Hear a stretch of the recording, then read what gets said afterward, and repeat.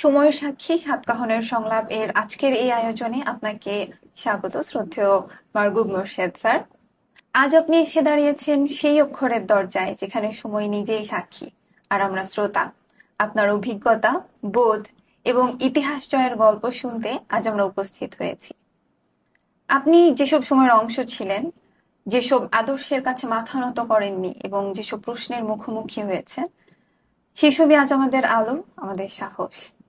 আপনার কণ্ঠে আমরা শুনতে চাই সেই ইতিহাস যা শুধু কাগজে লেখা নয়, মাথা উঁচু করে বাঁচার এক জীবন্ত পাঠ। আমি তামান্না ইসলাম শিলা এবং পুরো সময়ের সাতকাহন টিমের পক্ষ থেকে আপনাকে জানাই স্বাগত। কেমন আছেন আপনি? ধন্যবাদ। ভালো আছি। আর এখানে এসে সত্যি আনন্দ বোধ করছি। আর তুমি ইতিহাসের কথা বলছিলে, আমার কোনো সময় মনে হয় বাংলাদেশে বোধহয় ইতিহাসের মৃত্যু হয়েছে। আমরা আমাদের ইতিহাস সম্বন্ধে কিছুই জানি না। আমরা আমাদের উত্তরাধিকার, আমাদের ঐতিহ্যের ব্যাপারে আমাদের যে ধারণা আছে সেটা সেটা খুবই সীমিত। আমার মনে হয় আমাদেরকে পিছনে মাঝে মাঝে তাকানো দরকার। এগিয়ে যাব অবশ্যই, কিন্তু মাঝে মাঝে ওই পেছনে যা ঘটেছিল সেগুলো মাঝে মাঝে আমাদের ফিরে ওই দিকে দেখা তাকানো প্রয়োজন। দরকার, ওগুলোকে বোঝা দরকার। আমরা যদি আমাদের অতীতের কথা, অতীতের সমস্যাগুলোর কথা ঠিকভাবে বুঝতে পারি, আমাদের ভবিষ্যতে যেসব সমস্যার সম্মুখীন হব সেগুলোর ব্যাপারে আমরা আরো ভালোভাবে প্রস্তুত হতে পারবো। শুরুতে আপনার ছেলেবেলা সম্পর্কে জানতে চাইবো। আপনার ছেলেবেলা কেমন কেটেছে? ছেলেবেলা এই মনে হচ্ছে একেবারে সেই দিন এই আসছিলাম, আসছিলাম যখন ওই এই রামনা থানার কাছে যে গাড়িতে করে আসছিলাম তো ঘুরে গেল। আর একটু আগে গেলে আমি পৌঁছে যেতাম যেখানে আমার ছেলেবেলা কেটেছে, ওই মিন্টো রোডে, হেয়ার রোডে। এতদিন আগেকার কথা, কিন্তু তারপরে মনে হয় মাত্র ওই একেবারে সেদিনকার সব ব্যাপার, ওগুলোর কথা সবসময় মনে আসে। আরো মনে হয় এখন আরো বেশি ফিরে যায় ওইসব দিনগুলোতে। এখন আমার মনে হয় আমার জীবনে যে স্টেজে যে সময় পৌঁছেছি, এখন মনে হয় ওগুলোর, ওই আমার ছেলেবেলার, আমি বোধ হয় আবার ওই দিনগুলোর আবার কাছে আমি ফিরে এসেছি। ইংরেজিতে একটা প্রবাদ ছিল, এখন খুব শোনা যায় না, once a man twice a child. আমার মনে হয় একটা পর্যায়ে মানুষ সেকেন্ড চাইল্ডহুডে পৌঁছায়। হয়তো আমি সেই স্টেজে পৌঁছে গিয়েছি। ছোটবেলার এমন কোনো স্মৃতি আছে যেটা খুব মনে পড়ে? অনেক আছে, মানে স্মৃতির ভিড়ে এই। তবে আমার মনে হয়, যেটা মনে হয় পৃথিবীটা আমার মনে হয় আগে আরো সুন্দর ছিল, আরো পরিচ্ছন্ন ছিল। আর এই বোধহয় এই যে এই আমাদের এখন পৃথিবীটা এখন এত একটা ফিয়ার্স, ইংরেজিতে যেটা ফিয়ার্স কম্পিটিশন, মানে একটা কাটথ্রোট কম্পিটিশন, যেটা আমরা এখন যেটা দেখছি সেটা অনেক কম ছিল। লোকে অনেক বেশি সহনশীল ছিল। আমরা এখন মনে হয় সবাই খুব অসহিষ্ণু হয়ে গিয়েছি। পরিবারের বেড়ে ওঠায় আপনার সবচেয়ে বেশি প্রভাব কে ফেলেছেন? অনেকেই ফেলেছেন, কিন্তু তার মধ্যে আমার মনে হয় সবচেয়ে বেশি প্রভাব ছিল আমার জননীর। আর ছোটবেলায় কাকে সবচেয়ে বেশি ভয় পেতেন? আবার ওই সেই জননীকে, মানে সবচেয়ে সবচেয়ে নিকট, এবং ওকে দুঃখ দিলে, কষ্ট দিলে সবচেয়ে বেশি কষ্ট হতো। ও উনি যা পছন্দ করতেন না সেটা করলে বেশি লজ্জিত হতাম। আপনার ছেলেবেলার সময়টাতে টেকনোলজি ছিল না, তারপর ইন্টারনেট এগুলো ছিল না, তো ওই সময়টাতে কি করে ওই সময় সময়টা, মানে ওই সময়টাতে আমার মনে হয় ওই যেহেতু মানে এই কি বলবো, প্রযুক্তির অত্যাচার ছিল না, তো তো খুব সেই জন্যে গান শুনতাম, ওই কলের গানে, গ্রামফোনে, বা ওই রেডিওতে, ওই বাক্স রেডিওতে গান খুব শুনতাম, খেলা দেখতাম। আর ছোটবেলা থেকেই উপন্যাস পড়তাম। তো আর মাঝে মাঝে সিনেমা দেখতে যেতাম। তো আমার মনে হয় এখন এখন নতুন ফর্মস অফ এন্টারটেনমেন্ট এসছে, কিন্তু তারপরেও আমার মনে হয় the total some of happiness সেটা কিন্তু বাড়েনি, হয়তো কমেও থাকতে পারে। এইটা ক্যালকুলেট করা, এইটার হিসাব নেওয়া খুব কঠিন, কিন্তু আমার মনে হয় হয়তো the total some of happiness আমরা যখন বড় হচ্ছিলাম যে সময়, সেটা বোধ হয় একটা অল্প বয়সী ছেলের বা মেয়ের এখনকার চেয়ে একটু বেশি ছিল। এই মানে আছে না, আমাকে ছোটবেলায় শিখেছিলাম, every every solution creates problems. তো ওই টেকনোলজি যেগুলোকে যে জিনিসগুলোকে, যে সলিউশনগুলো নিয়ে এসছে, যে সব জিনিস আমাদের হাতের মুঠোর মধ্যে, আমাদের পকেটে পৌঁছে দিয়েছে, সেগুলো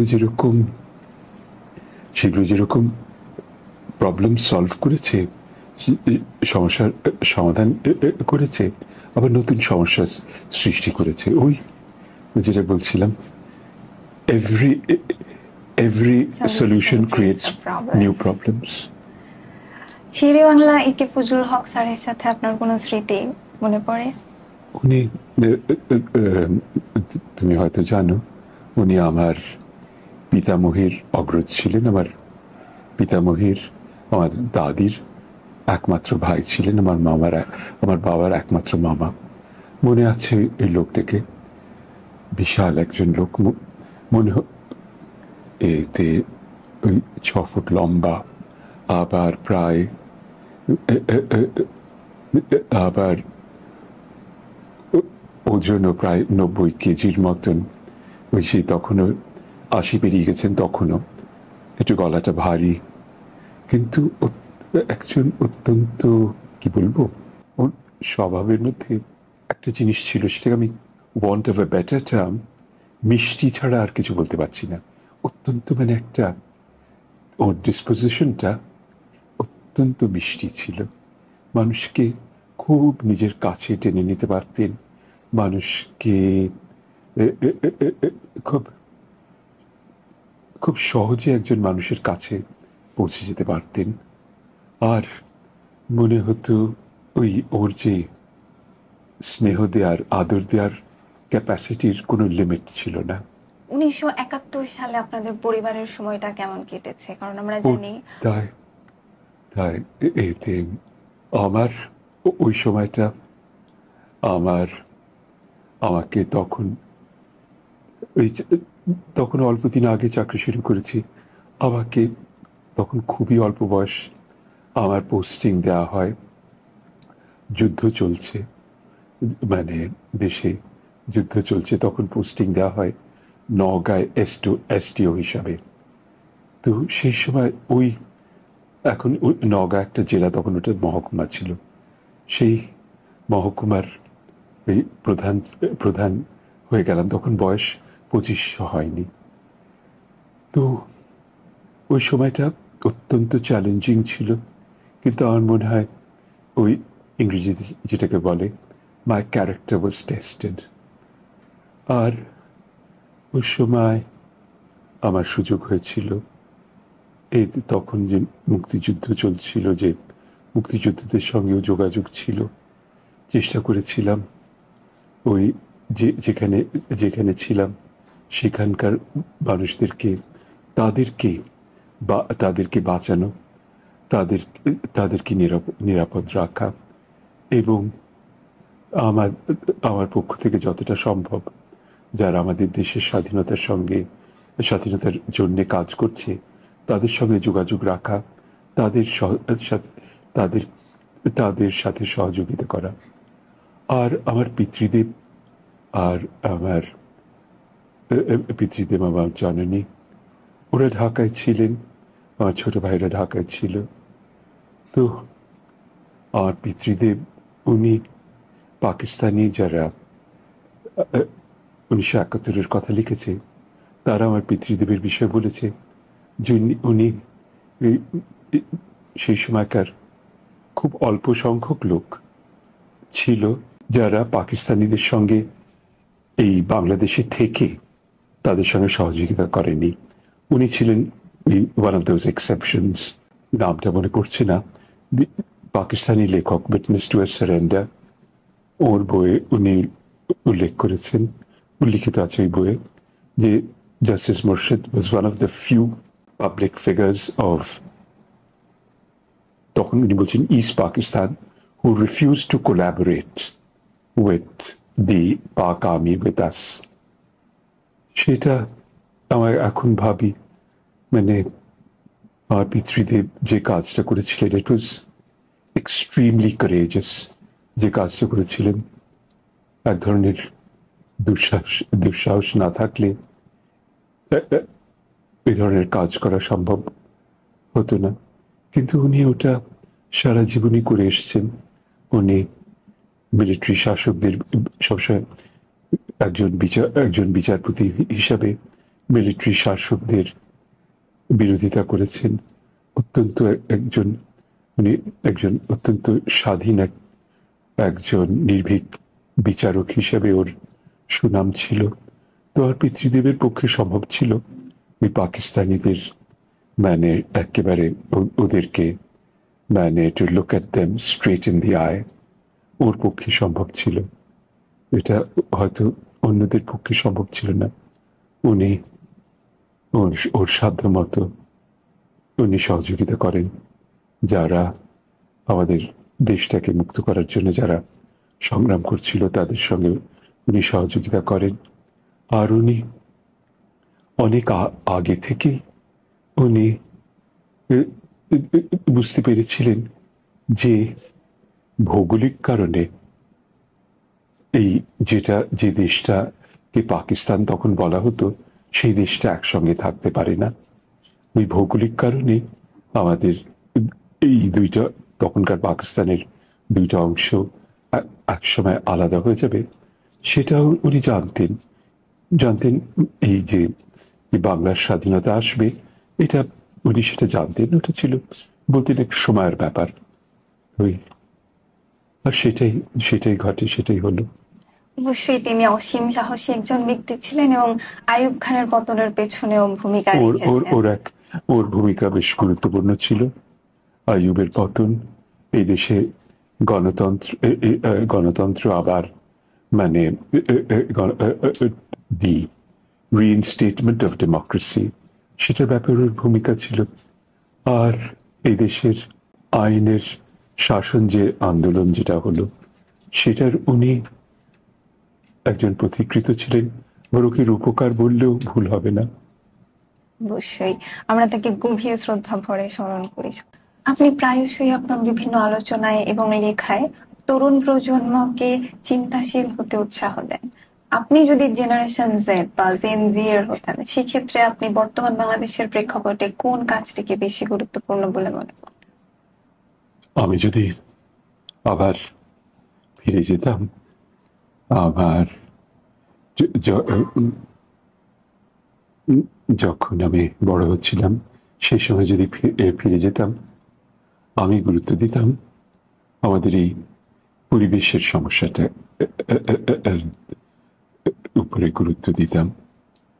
আমরা যে পৃথিবীতে বসবাস করি, এইটা it is the only known place in the universe যেখানে লাইফ এক্সিস্টস। এইটাই এই একমাত্র গ্রহ যেখানে বায়োডাইভার্সিটি ইজ সাস্টেইনেবল, যেখানে জীববৈচিত্র্য আছে, যেখানে মানুষ আর বিভিন্ন প্রাণী বাস করে। এখন আমরা আমাদের এই মাদার আর্থ, এইটাকে আমি মনে করি আমাদের বাঁচাতে হবে।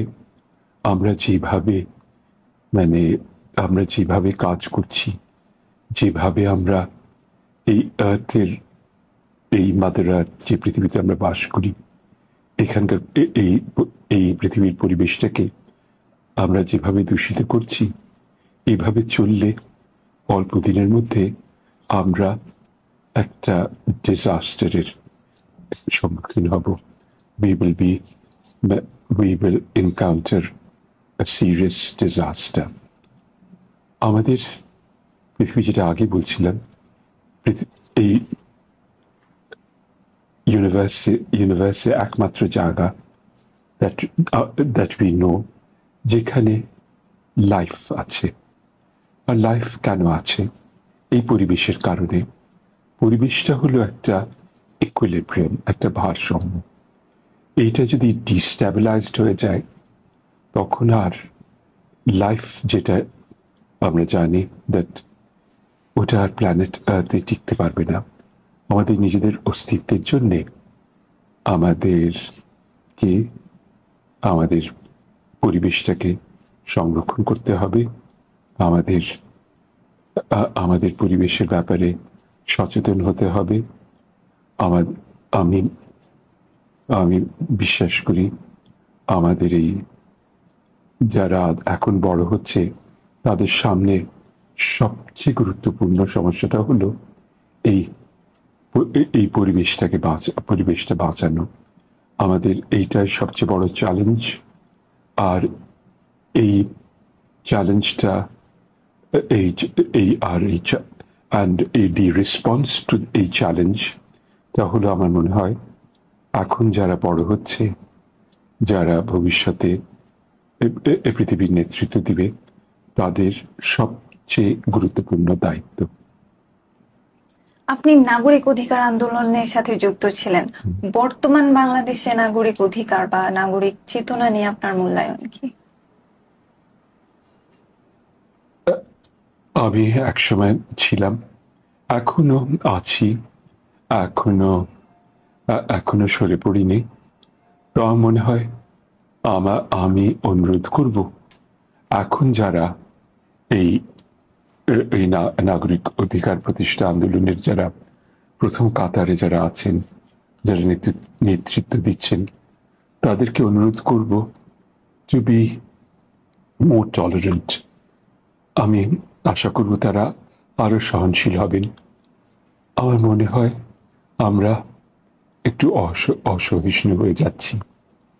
আমরা আরেকজনের পয়েন্ট অফ ভিউ, আমাদেরকে we should show respect to the point of view of others.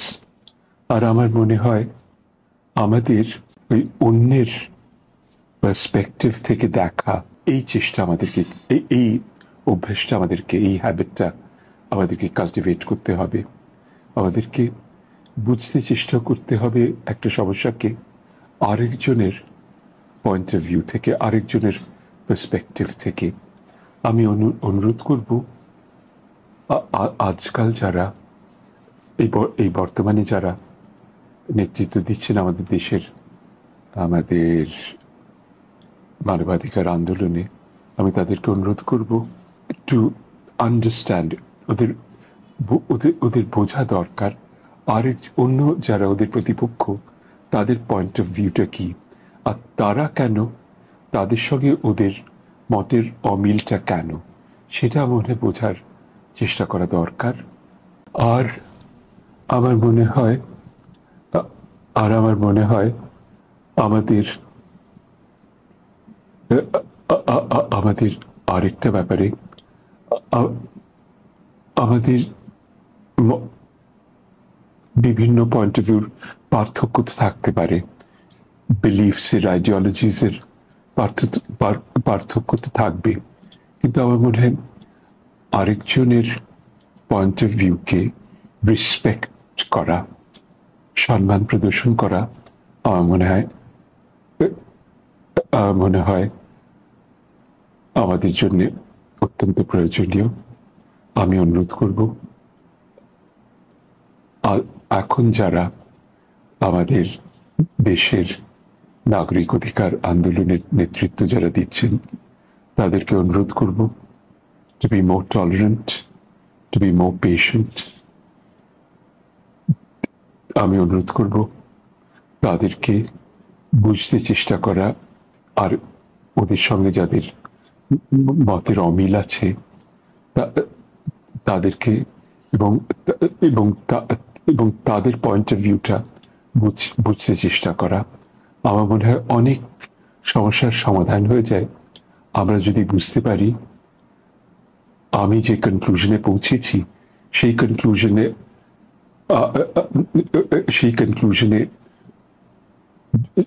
যিনি পৌঁছননি কেন তিনি ওই কনক্লুশনে পৌঁছননি সেটা আমাদের মনে হয় বোঝা দরকার। বুঝিয়ে বলতে পেরেছি না? কেন কথাটা আমার মনে হয় ঠিক আমার স্টেটমেন্টটা খুব একটা গুছিয়ে বলতে পারিনি। এটার বিষয়ে অনেক কিছু বলা যায়, তারপরেও এইসব ব্যাপারে ভেবে চিন্তে কথা বলা দরকার। আগে বলেছিলাম আমরা একটু অসহিষ্ণু হয়ে গেছি, সেজন্য আমি সেজন্য যা বললাম একটু কশাসলি বললাম, কিন্তু আমার মনে হয় মেসেজটা দিতে সক্ষম হয়েছে। অবশ্যই স্যার, আমরা অবশ্যই আশা করবো যারা নেতৃত্ব দিচ্ছেন এবং তারা থেকে শুরু করে সাধারণ জনগণ আমরা সবাই সহনশীল হব, আরো বেশি সহনশীল হতে হবে এবং অন্যের মতামতকে গুরুত্ব দিতে হবে। সেটা অত্যন্ত গুরুত্বপূর্ণ। আপনি যখন টেলিযোগাযোগ কমিশনের প্রধান ছিলেন তখন বাংলাদেশ প্রযুক্তিতে এক নতুন দিগন্তে প্রবেশ করেছিল। তো বর্তমান প্রযুক্তি নির্ভর বাংলাদেশ দেখতে কেমন লাগছে? এখন আমরা অনেক এগিয়ে গিয়েছি, আছে না, যেটা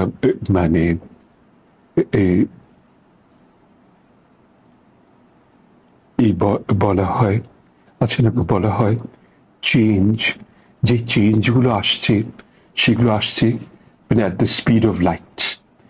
এখন যেটা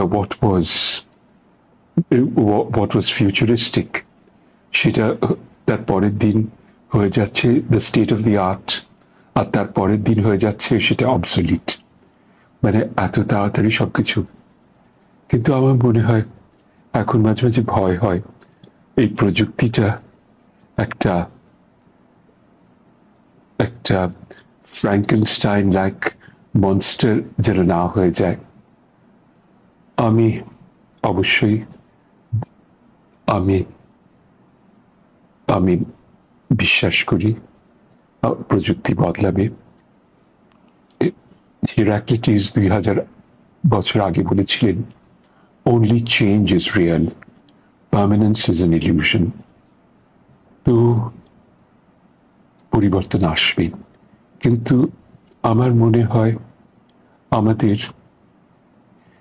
কয়েকটা ব্যাপারে আবার ইংরেজিতে প্রবাদ আছে, fools rush in where angels fear to tread. দেবদূতরা যেখানে যেতে ভয় পায় আহম্মকরা সেখানে ছুটে পৌঁছে যায়। আমার মনে হয় কয়েকটা ব্যাপারে ইনক্লুডিং আর্টিফিশিয়াল ইন্টেলিজেন্স আমাদের মনে হয় একটু সতর্কতার সঙ্গে আমাদেরকে এগিয়ে চলা উচিত, বিশেষ করে এই যেটাকে বলা হয় অটোনমাস আর্টিফিশিয়াল ইন্টেলিজেন্স। তবে আমি বিশ্বাস করি যে মানুষই প্রভু থাকবে, আর যন্ত্র মানুষের নিয়ন্ত্রণেই থাকবে। আমরা আশা করি এমন একটা দিনে গিয়ে পৌঁছবো না যেখানে যন্ত্র প্রভু হয়ে যাবে, where the machine will be the master and man will be the servant. আশা করি সেই দিন আমাদেরকে দেখতে হবে না। টেকনোলজি এগিয়ে যাবে, পরিবর্তন আসবে, কিন্তু আমি একসময় হিউম্যান রাইটস অ্যাক্টিভিস্ট ছিলাম, তুমি তো বললে। এখন আমি মনে করি মানুষের সুপ্রিমেসি এই পৃথিবীতে যেন থাকে, যন্ত্র যেন এই সুপ্রিমেসিটা না কেড়ে নেয়। এই ব্যাপারে আমি মনে করি আমাদেরকে একটু সতর্ক থাকা দরকার। অবশ্যই। আপনার লেখা বই story of Bengal and Bengalis পাঠক সমাজে দারুণ সাড়া ফেলেছে। তো বাংলার সংস্কৃতি এবং বাংলার রাজনীতি এই দুটো বিষয়ের মধ্যে যদি কোনো একটি বেছে নিতে বলা হয়, তাহলে আপনি কোনটি বেছে নেবেন? এই দুইটার ব্যাপারেই এখন আজকাল ওই আমার কয়েকটা ব্যাপারে কথা বলতে, আজকে বলছি কিন্তু কয়েকটা ব্যাপারে কথা বলতে ভয় লাগে। তার মধ্যে একটা হলো বাংলাদেশের ইতিহাস, ওই নিয়ে কথা বলতে আমি ভয় পাই। তারপরে বাংলাদেশের রাজনীতি, সেটা নিয়েও কথা বলতে আজকাল ভয় পাই। আর বাংলাদেশের ভবিষ্যৎ, সেটা নিয়েও কথা বলতে ভয় পাই। তো সেই জন্যে এখন এখন আমার আমার এখন যদি হতো আমি এখন আমার যদি কিছু করার থাকতো, তো আমি অনুরোধ করতাম সবাইকে find out the facts, the actual facts, কি ঘটেছিল। আমরা এখন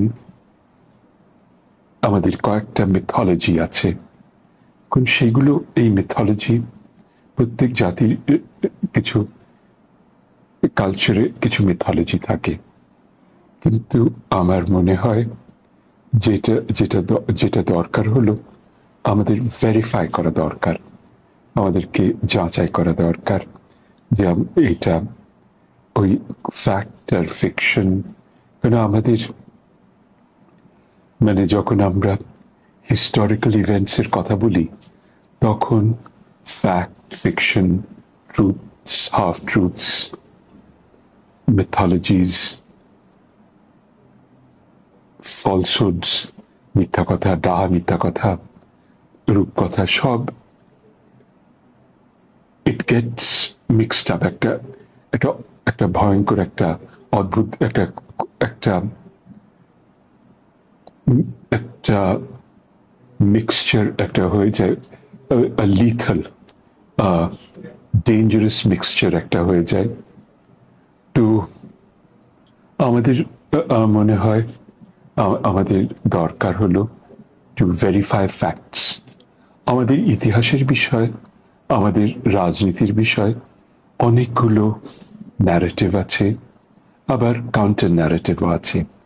আমার মনে হয় এই ব্যাপারে কাজ করা দরকার, দি রেকনসিলিয়েশন, যে বিভিন্ন ন্যারেটিভ আর কাউন্টার ন্যারেটিভ সেগুলোর মধ্যে।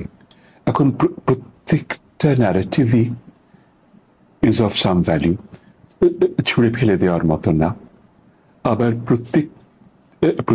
প্রত্যেকটা ন্যারেটিভ আবার 16 আনা গ্রহণযোগ্য না। মানে ওয়ান কান্ট টেক ওগুলোকে মানে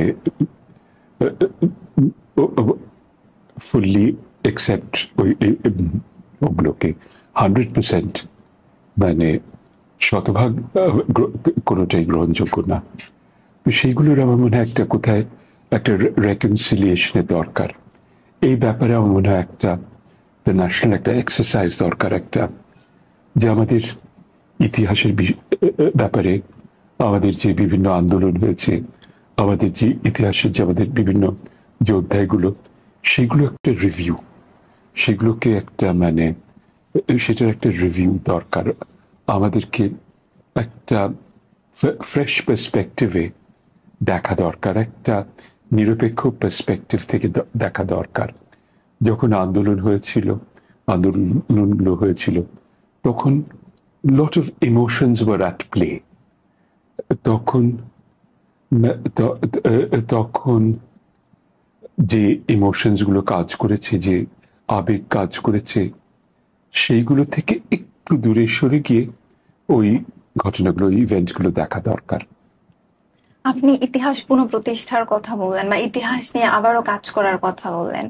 তো আপনি কি মনে করেন যদি ইতিহাস নিয়ে আবার কাজ করা হয়, সেক্ষেত্রে কোনো দলের বা কোনো ব্যক্তির কোনো প্রভাব থাকবে কি থাকবে না? ইতিহাস বিকৃত করার মানে আবারও ইতিহাস বিকৃত করার কোনো চেষ্টা করা হবে কিনা? দেখো, দেখো, প্রভাব থাকবেই। এখন ওইটা তুমি এলিমিনেট করতে পারবে না। মানে একটা প্রত্যেকটা রাইটার প্রত্যেকটা রাইটার তার নিজের পয়েন্ট অফ ভিউ একেবারে it is not possible for a writer সম্পূর্ণভাবে ডিট্যাচ থাকা, একেবারে নিরপেক্ষভাবে বলা, নিজের লাইকস ডিসলাইকস প্রেজুডিসেস এগুলো ঢুকে পড়বে। কিন্তু তারপরে আমার মনে হয় সেজন্য দরকার একাধিক ভয়েসেস। আমাদেরকে একটা ওই একজনের ওই একজন অরেকল তার তিনি একা পন্টিফিকেট করতে পারবেন না। একজনের ফতোয়া একজনের একজনের ফতোয়া মানলে চলবে না। আমার মনে হয় একাধিক পয়েন্ট অফ ভিউ দরকার। আর তারপরে আর যারা আমাদের পরে যারা আসবে তারা বেছে নিবে আমার আমার আমার ভিউটা কতটা গ্রহণযোগ্য, এবং যারা যারা অন্য অন্য কিছু বলছে তাদের ভিউটা কতটা গ্রহণযোগ্য। এইটা হলো ওই historical facts have to stand the test of time. ওটা আলটিমেটলি এখন ধরো প্রথম মহাযুদ্ধের কারণ, দ্বিতীয় মহাযুদ্ধের কারণ এখনো বিতর্ক চলছে, এখনো দ্য ডিবেট ইজ অন যে এই কারণে হয়েছিল, এটা করলে অ্যাভয়েড করা যেত, এইটার জন্যে এটাকে থামানো গেল না। এই নিয়ে the debate will go on. হয়তো রিজলভড হবে না, অনেক কিছু জিনিস রিজলভড হয় না, কিন্তু দ্য ইম্পর্টেন্ট থিং ইজ একটা আমাদেরকে মানে এই আমাদের এই মানে কি বলবো, we should not shut hour minds. আমাদেরকে আমাদের মনের দরজা জানালাগুলোকে খোলা রাখা দরকার। আর ওই একটা নতুন পয়েন্ট অফ ভিউ এলে সেটাকে প্রত্যাখ্যান করা, সেটাকে রিজেক্ট করা আমার মনে উচিত না। সেটা পরীক্ষা করে দেখা দরকার যে এটা কি কতটা গ্রহণযোগ্য। আর আমার আমার মনে হয় বিশেষ করে ইতিহাসের ব্যাপারে দেয়ার ইজ নো ফাইনাল, ওই যে এটা একটা আদালতের রায় না, দেয়ার ইজ নো ফাইনালিটি। জিনিসটাকে প্রত্যেকটা ওই ইতিহাসকে আমরা বারবার নতুন করে আবিষ্কার করব। একটা there will be a discovery and a rediscovery. এটা একটা ongoing continuous process. আপনার পিতা শ্রদ্ধেয় বিচারপতি সৈয়দ মাহবুব মোরশেদ স্যার, উনি একজন নৈতিক বলিষ্ঠ মানুষ ছিলেন। তো স্বাধীনভাবে মত প্রকাশের জন্য ওনাকে বাধ্যতামূলক অবসরে যেতে হয়েছে। আপনি কি মনে করেন বর্তমান বাংলাদেশে কি এখনো স্বাধীনভাবে মত প্রকাশ করার স্বাধীনতাটা আছে? ভয়ে ভয়ে কথা বলছি, আমার মনে হয় এখনো নাই। এখনো খুব চিন্তা ভাবনা করে মত প্রকাশ করতে হয়। এক এক সময় এক একটা আমাদের কি বলবো, এক একটা আমাদের দেশটা এক এক সময় ইট মুভস মানে এক ধরনের ইনটলারেন্স থেকে আরেক ধরনের ইনটলারেন্স। আর আমাদের এখনো, যেটা আমার পিতৃদেবকেও যে সমস্যা উনি যে সমস্যার সম্মুখীন হয়েছিলেন, এখনো আমরা ওই একই সমস্যার সম্মুখীন হই। প্রত্যেক সময় আমরা দেখি একটা নতুন করে আমরা একটা নন্দ ঘোষকে আবিষ্কার করি, আমরা সব দোষ চাপাই একটা ইংরেজিতে যাকে বলে স্কেপগোটের উপরে। তো আমার মনে হয় আমাদেরকে ওই আমরা যখন প্রশংসা করি তখনও আমাদের মাত্রাজ্ঞান থাকে না, আর যখন সমালোচনা করি, যখন নিন্দা করি, তখন আমাদের মাত্রাজ্ঞানটা আমাদের থাকে না।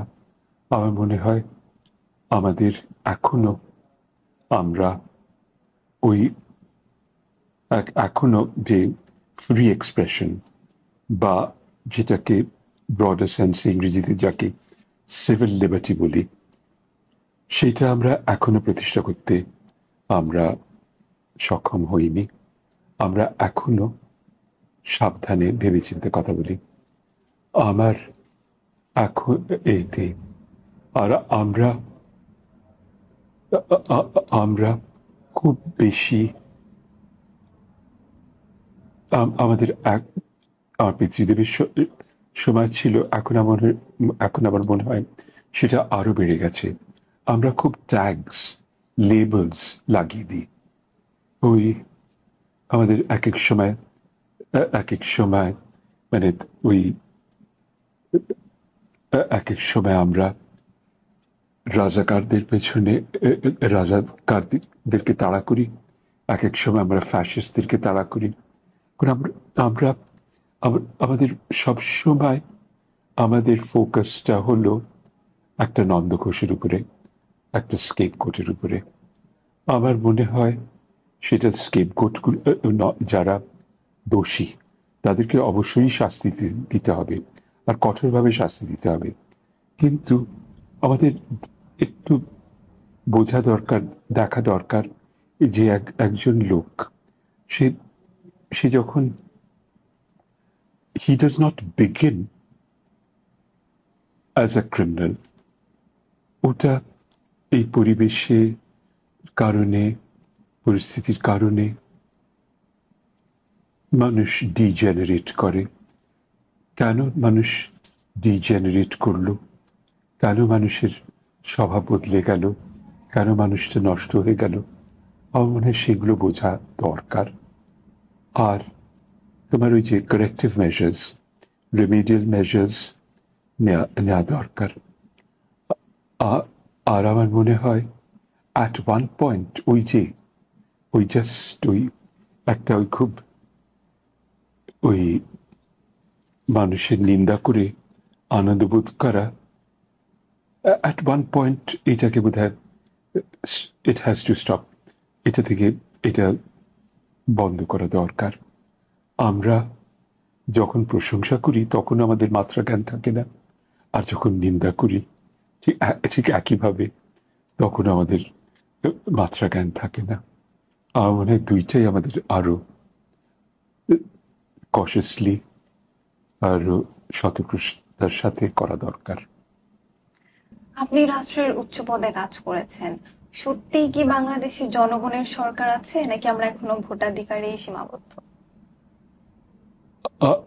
এখন জনগণের সরকার এইটা হলো একটা ডেস্টিনেশন, এটা হলো একটা ডেস্টিনেশন। আর এই ডেস্টিনেশনটা আমরা অ্যাপ্রক্সিমেট করি। এই ডেস্টিনেশনটা আমাদের মানে আমরা কোনোদিনও পৌঁছাই না, আমরা এক এক ধাপ এগোচ্ছি। কিন্তু তারপরেও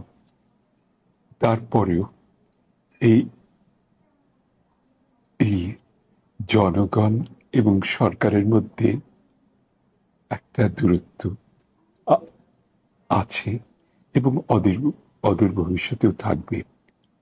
আমরা এই ডেস্টিনেশনটাকে আমরা অ্যাপ্রক্সিমেট করব। আমাদের জার্নি, আমাদের যাত্রাটা হবে টু মুভ টুয়ার্ডস এতে। আর এটা স্ট্যাটিক না, এক সময় মনে হয় হবে যে ডেস্টিনেশন হলো এক্স পয়েন্ট, তারপরে দেখবো না, সেখানে পৌঁছেও দেখবো না ডেস্টিনেশনে আমরা এখনো পৌঁছইনি, আমাদেরকে আরো বেশ খানিক রাস্তা আরো এগোতে হবে।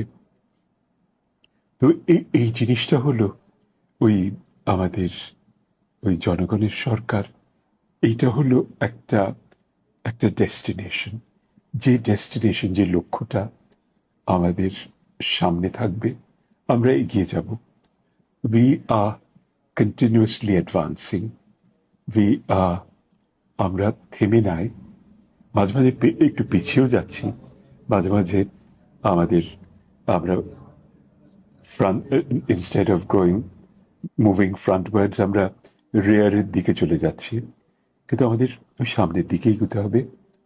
ওই মাঝে মাঝে আমরা হোঁচট খাবো, হয়তো আছাড়ও খেতে পারি, কিন্তু তারপরে উঠে দাঁড়িয়ে আমরা ওই ডেস্টিনেশন, ওই জনগণের সরকার, ওই দিকে আমাদের যাত্রাটা হ্যাজ টু কন্টিনিউ। এটা ইট ইজ, এইটা হলো মানে ওই আছে না যে তোমার প্রেজেন্ট কন্টিনিউয়াস, ঘটমান বর্তমান, ইট উইল কন্টিনিউ। ওটা থামবে না। মানে প্রত্যেকে আমরা একটু এগিয়ে নিয়ে যাব। হয়তো আলটিমেটলি এক সময় ওই ইউটোপিয়াতে পৌঁছেও যেতে পারি। সেটা, আমি একজন অপটিমিস্ট। আমি মনে করি যে ওই ওই ইউটোপিয়া তো গ্রিকে মিনস যেটা এক্সিস্ট করে না, কিন্তু আমরা ওই যেটা এক্সিস্ট করে না সেখানে হয়তো পৌঁছেও যেতে পারি। অবশ্যই। You never can tell. বাবার মতো আপনাকেও কি কখনো রাষ্ট্রীয় ষড়যন্ত্রের শিকার হতে হয়েছে?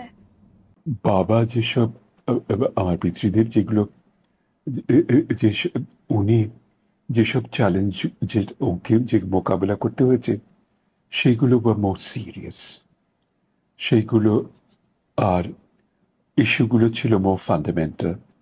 কিন্তু আমাকেও আমার জায়গায় করতে হয়েছে, আর চেষ্টা করেছি টু অ্যাক্ট, কি তোমার, to follow the norm, to চেষ্টা করেছি যে আমার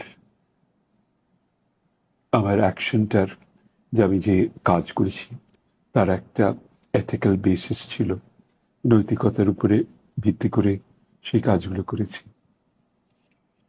একজন সচিব হিসেবে আপনি অনেক অভিজ্ঞতা অর্জন করেছেন। তো সংসদে বা সরকারের সকল ক্ষেত্রে প্রকৃত জবাবদিহিতা এখনো আছে কি নেই, এটা নিয়ে আপনার মতামত কি? এখনো নেই, কোনোদিনও ছিল না। বর্তমানে বিশ্ববিদ্যালয়গুলো ক্রমে রাজনৈতিক দলগুলোর ক্যাডার তৈরির প্ল্যাটফর্ম হিসেবে পরিচিত হচ্ছে। তো আমরা জানি যে বিশ্ববিদ্যালয় হচ্ছে চিন্তা এবং গবেষণার জায়গা। এই বিষয়ে আপনার অভিমত কি? দেখো, এই এই ব্যাপারে খুব ডেফিনেট কিছু বলার সম্ভব না। এক হলো বিশ্ববিদ্যালয়গুলোতে শিক্ষা ফোকাসটা হওয়া উচিত শিক্ষার উপরে, কিন্তু পাশাপাশি একজন অল্প বয়সী একটা ছেলের, একটা মেয়ের যে ডেভেলপমেন্ট, সেটা হওয়া দরকার।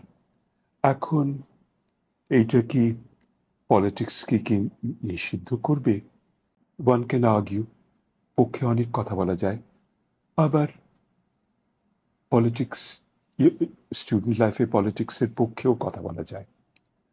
আমার মনে হয় এটা হলো একটা, আমার মনে হয় পলিটিক্যাল অ্যাক্টিভিটিস সেগুলো ক্যাম্পাসে থাকবে, ওটা বোধ হয়, কিন্তু তারপরে main focus should be education আর অন কালচার,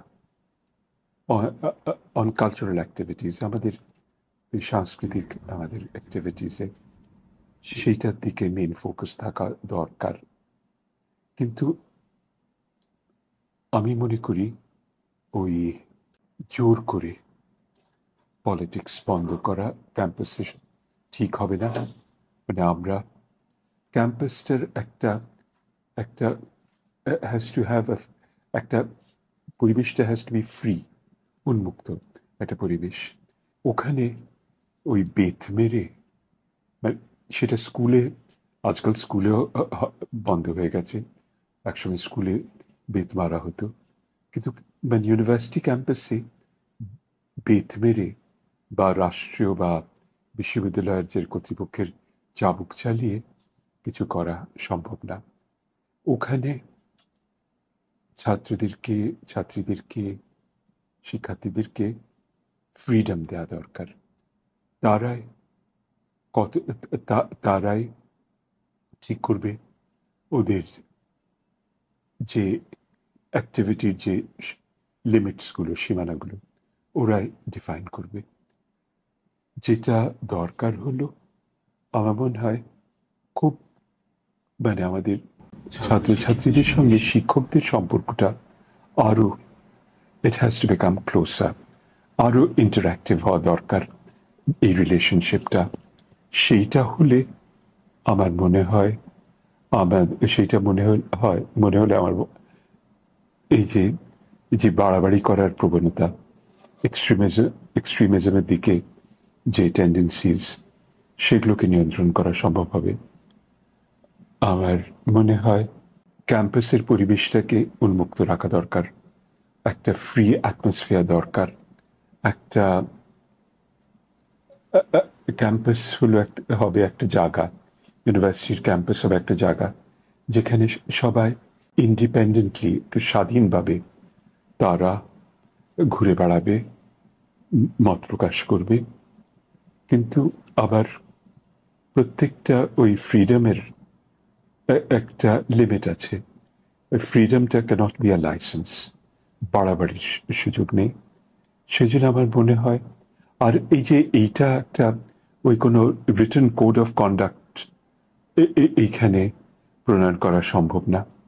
আমার মনে হয় এইটা ওই টিচার স্টুডেন্ট রিলেশনশিপের মাধ্যমে, ছাত্রছাত্রীদের সাথে ওই শিক্ষকদের সম্পর্কের মাধ্যমে এইটার যে লিমিটস, এইটার বাউন্ডারিজগুলোকে ডিফাইন করা দরকার। কত দূর আমরা একটা জিনিসকে নিয়ে যেতে পারবো, আর কোন পয়েন্টে কোন জায়গায় গিয়ে থামবো, সেইগুলোকে ডিটারমিন্ড হবে through interaction between the student and teacher, যেটা মনে করি। আপনি যদি প্রধান নির্বাচন কমিশনার হতেন, সেক্ষেত্রে বাংলাদেশে একটি অবাধ, সুষ্ঠু এবং নিরপেক্ষ নির্বাচন প্রতিষ্ঠা করার ক্ষেত্রে কি কি পদক্ষেপ নেবেন? আমি প্রথমে যেটা করতাম সেটা হলো সবাইকে সুযোগ দিতাম, আর সবার জন্য একটা লেভেল প্লেইং ফিল্ড, যেখানে মানে কোনো ডিসপ্যারিটি, এখন ইউজিং দিস কয়েকটা টার্ম খুব এক এক সময় ফ্যাশনেবল হয়ে যায়, বৈষম্য থাকবে না। তো এখন মানে এখন বোধ হয় আমরা তো আমাদেরকে নিশ্চিত করতাম সবার একটা আমি চেষ্টা করতাম একটা সমতা প্রতিষ্ঠা করার। সেটা করা সম্ভব না, কিন্তু যতদূর to the extent it is possible আমি এটা করতে চেষ্টা করতাম। সবাইকে চেষ্টা করতাম এক ধরনের সুযোগ দিতে। আমার মনে হয় an election commission has to be an equal opportunity provider. সংবিধান সংস্কারকে অনেকে ইতিবাচক হিসেবে দেখছেন এবং অনেকে নেতিবাচক হিসেবে দেখছেন। আবার আমরা দেখেছি জাতীয় সঙ্গীত পরিবর্তনেরও একটি আলোচনা এসেছে। তো এই বিষয়গুলোকে আপনি কিভাবে দেখছেন? আমি সেটা প্রথমে বলছি, যে জাতীয় সঙ্গীতের বিষয় আমি খুব এটার ছোট উত্তর দিব। আমাদের জাতীয় সঙ্গীত আর আমার সম্পর্কটা হলো অত্যন্ত একটা ইমোশনাল সম্পর্ক। যদি কেউ এইটার পরিবর্তন করে, এইটাকে বাদ দেয়, আমি অত্যন্ত দুঃখিত হব। এই বলে এটাকে শেষ করলাম। আর তোমার সংবিধান প্রয়োজন হলে সংশোধন করা দরকার। এখন কিন্তু এই ব্যাপারে সিদ্ধান্ত কে নিবে?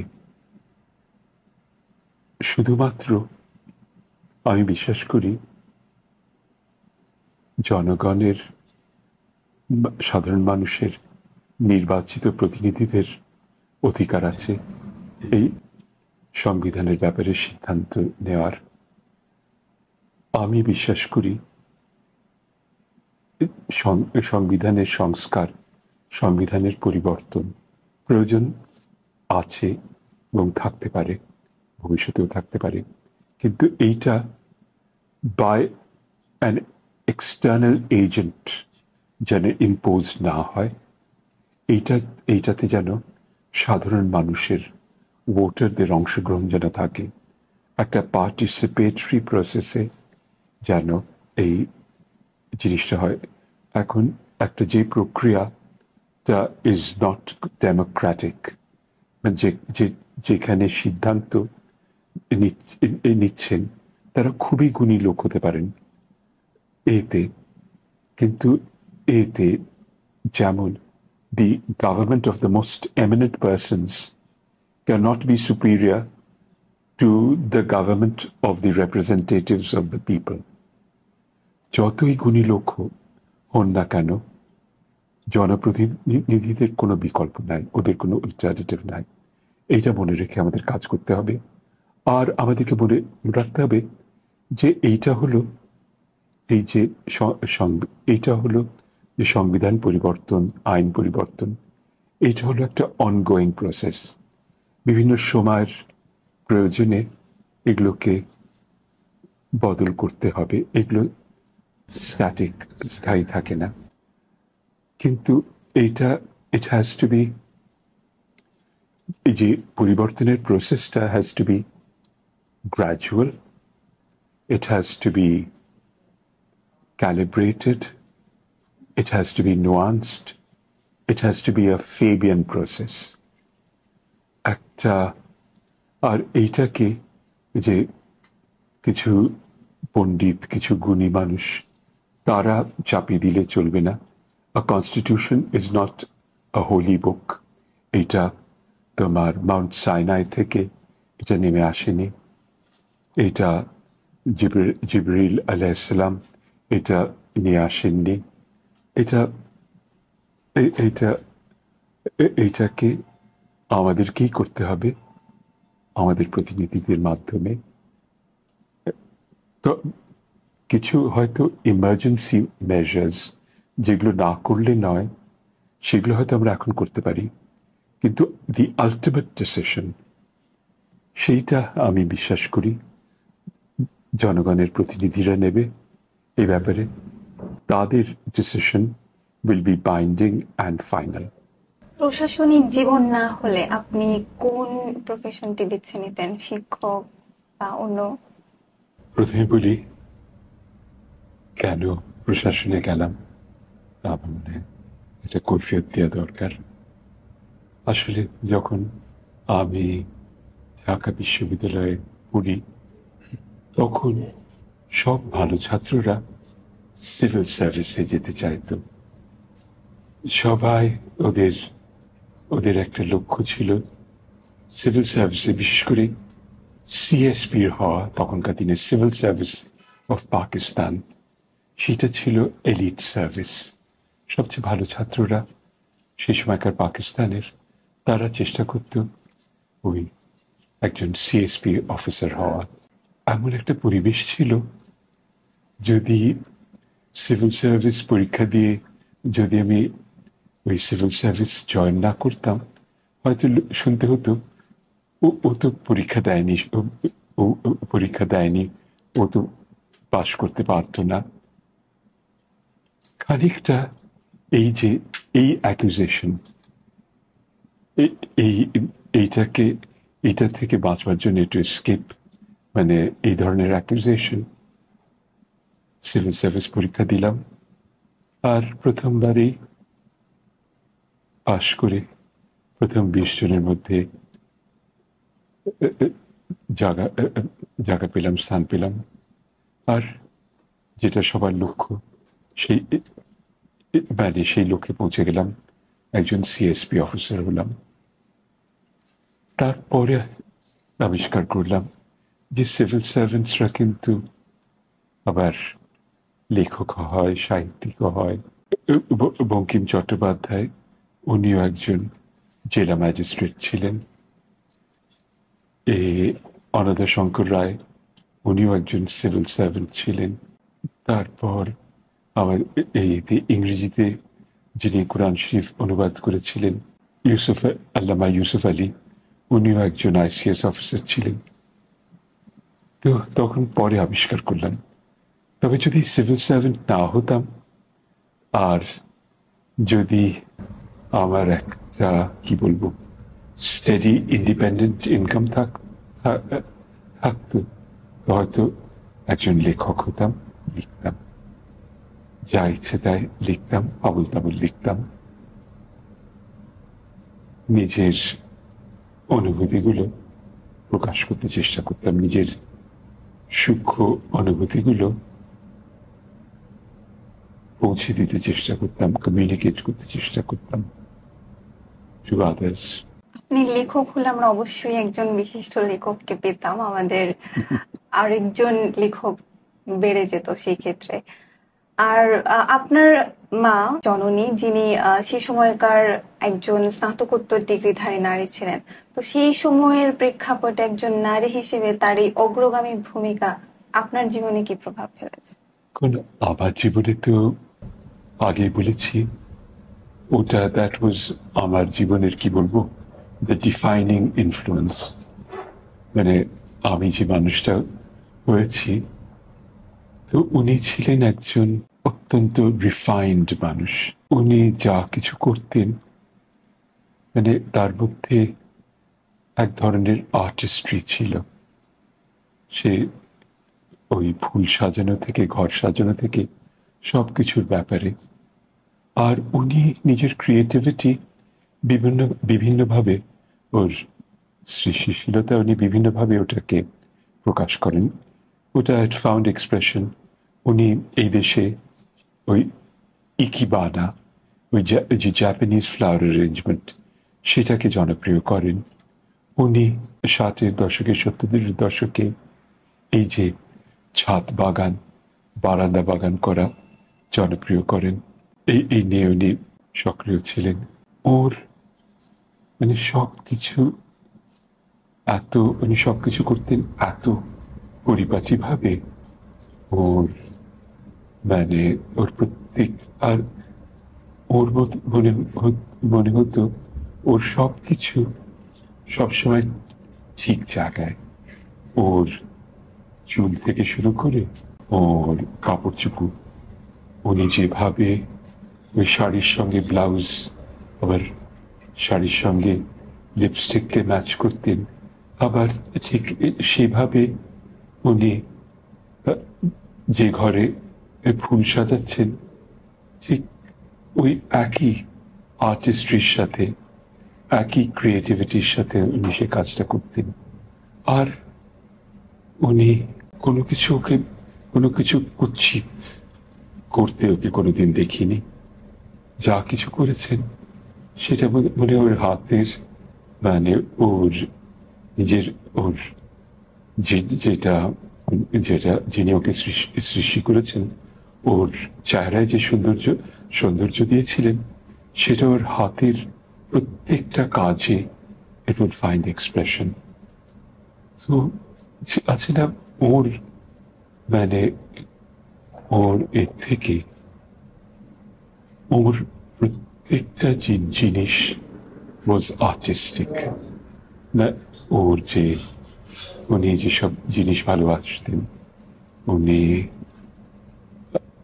গান শুনতে ভালোবাসতেন, উনি খেয়াল থুমড়িও শুনতেন, উচ্চাঙ্গ সঙ্গীত শুনতেন, আবার উনি ভজন পদাবলীও শুনতেন, শ্যামা সঙ্গীতও শুনতেন, আবার হামদনাথও শুনতেন, সব ধরনের গান শুনতেন। এখন ওর বিষয় আসলে আমার পক্ষে গুছিয়ে কিছু বলা সম্ভব না। ওর বিষয়ে বলতে গেলে আমার কি বলবো, আমার আবেগ আমি কন্ট্রোল করতে পারি না, নিয়ন্ত্রণ করতে পারি না। সেই যে ওর বিষয়ে কথা বলতে গিয়ে at one point আটকে যায়। I cannot proceed further. ওই একটা কোন জায়গায় মনে হয়, মানে এতে Lord Tennyson or in Memorial কবিতায় বলেছেন, এক জায়গায় ওর বিষয় বলতে গেলে একটা জায়গায় কিছু বলা যায় না। ওই আমার পক্ষে অনেক বলার পরেও এত না বলা জিনিস থেকে যায়। লর্ড টেনিসন বলেছেন, sometimes deem it half a sin to put in words the grief I feel, for words, like nature, half reveal and half conceal the soul within. আছে না, কথায় প্রকাশ করা কঠিন, মানে ওই ভেতরের অনুভূতিগুলো, ওগুলো কনসিলডই থাকে, ওগুলো না বলাই থেকে যায়। আর মানে জননীর বিষয়ে বেশিক্ষণ কথা বলা বোধহয় আমার পক্ষে সম্ভব না। কোন ঐতিহাসিক চরিত্রের সাথে যদি চায়ের আড্ডায় বসার সুযোগ হতো, সেক্ষেত্রে আপনি কোন চরিত্রটিকে বেছে নিতেন? এটা বড় কঠিন, অনেকে আছে। আর আর ওই ওই আর প্রশ্নের তালিকাও অনেক বিরাট। এক একজনকে এক এক জিনিস জিজ্ঞেস করতাম, যেটা নিউটনকে জিজ্ঞেস করতাম সেটা মিল্টনকে করতাম না, যেটা ডান্টেকে জিজ্ঞেস করতাম সেটা টলস্টয়কে করতাম না। তবে অনেক প্রশ্ন আছে এবং অনেকের সাথে কি বলবো, একটা আমার ইনকাউন্টারের স্বপ্ন আমি ছোটবেলা থেকে দেখতাম, এখনো দেখি। আপনি কি কখনো আপনার আত্মজীবনী লেখার কথা ভেবেছেন? যদি ভেবে থাকেন তাহলে তার শিরোনামটা কি হবে? আমার মনে হয় আমার জীবনে কোনো উল্লেখযোগ্য অর্জন নাই, কোনো আমি কিছুই করিনি যেটা একটা বইয়ে উল্লেখ করা যায়। তবে যদি কিছু লিখতাম আমার নিজের বিষয়, লিখতাম ইংরেজিতে, কেন ইংরেজিতে আমি আমার সবচেয়ে সূক্ষ্ম অনুভূতিগুলো প্রকাশ করতে পারি। আর সেটার টাইটেল হতো অ্যাবাউট নাথিং ইন পার্টিকুলার। অসাধারণ। বর্তমান তরুণ প্রজন্ম বা ছাত্র সমাজের উদ্দেশ্যে যদি আপনার কিছু বলার থাকে? আমি মনে করি এই প্রশ্নটা অত্যন্ত রেলেভেন্ট। এই প্রশ্নটা একটা অত্যন্ত একটা ভ্যালিড প্রশ্ন এই সময়ের জন্যে। আমি বলবো আমাদের তরুণ প্রজন্মকে, আমাদের যারা এখন যারা ছাত্রছাত্রী যারা পড়াশোনা করছে এখন, তাদের উদ্দেশ্যে আমি বলবো তোমরা জানতে চেষ্টা করো আর তোমরা প্রস্তুত হও। আমার মনে হয় আমরা অনেক কিছু বলি, অনেক ব্যাপারে আমরা আমাদের মতামত প্রকাশ করি জিনিসটাকে সম্পূর্ণ না বুঝে। আমার অনুরোধ থাকবে তোমরা যে বিষয়ে কথা বলবে সেগুলো একটু ভালো করে বুঝে নিও এবং প্রস্তুত থেকো যে তোমরা যেটা বলবে সেইটা হয়তো গ্রহণযোগ্য নাও হতে পারে, আর হয়তো তোমরা যা বলবে তার ভুলও তোমাদেরকে ধরিয়ে লোকে দিতে পারে। তো সেজন্য আমার অনুরোধ থাকবে সবাইকে প্রস্তুত হয়ে বলো, পড়াশোনা করে বলো, আসল ঘটনাটার বিষয়ে সবকিছু জেনে বলো। আমরা অনেক সময় ওই খুব একটা জিনিসকে আংশিকভাবে জেনে আমরা অনেক কিছু বলে ফেলি, আর আমরা অনেক জিনিস বলি যেগুলো সঠিক না। আমার মনে হয় আমাদের যারা এখন বড় হচ্ছে, যারা ভবিষ্যতে আমাদের দেশের দায়িত্ব যাদের কাঁধে নেমে আসবে, তাদেরকে আমি অনুরোধ করব তোমরা প্রস্তুত হও, ভালো করে পড়াশোনা করো, তোমরা যা বলছো সেটাকে ভালো করে বুঝে নাও এবং তোমরা যদি তোমাদের কেউ সমালোচনা করে সেটাকে ভালোভাবে নেবে। তোমরা তোমাদের সমালোচকদের কাছ থেকে শিখতে চেষ্টা করবে আর একটু সাবধানে নিন্দা করো, এই অনুরোধ থাকবে। অনেকে যাদের কাজ তোমাদের খুব নিন্দনীয় মনে হয় তাদেরকেও তাদের বিষয়েও একটু সতর্কতার সাথে একটু সাবধানে কথা বলো। আর সুইপিং কমেন্টস, আর যেটাকে ইংরেজিতে বলে ক্যারেক্টার অ্যাসাসিনেশন, এইগুলো থেকে বিরত থেকো। এইটা আমি আমাদের যে প্রজন্ম যারা এখন আমাদের বিশ্ববিদ্যালয়ে গুলোতে যারা পড়াশোনা করছে তাদের উদ্দেশ্যে আমি এই কথাগুলো বলবো।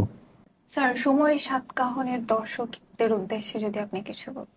প্রিয় দর্শক, আমি আপনাদের সবাইকে আমার শ্রদ্ধা জানাই। আমি বাংলাদেশের প্রত্যেকটি নাগরিককে স্যালুট করছি। আপনাদের শির যেন সবসময় উন্নত থাকে। আপনারা মাথা উঁচু করে খাড়া হয়ে দাঁড়ান। আমি বিশ্বাস করি আপনারা একদিন করবেন জয়। আমি বিশ্বাস করি, আমি একজন প্রবীণ নাগরিক হিসেবে বিশ্বাস করি, যেসব কাজ আমরা করতে পারিনি, আপনারা সেই কাজগুলো সাফল্যের সঙ্গে সম্পন্ন করবেন। আপনারা একদিন করবেন জয়। আপনাদের জন্যে আমার একজন প্রবীণ নাগরিকের অনেক স্নেহ, অনেক ভালোবাসা, অনেক আশীর্বাদ। আপনারা ভালো থাকবেন। সমাপ্তি নয়, বরং শুরু আরেকটি নতুন অধ্যায়, আরেকটি নতুন সময়ের।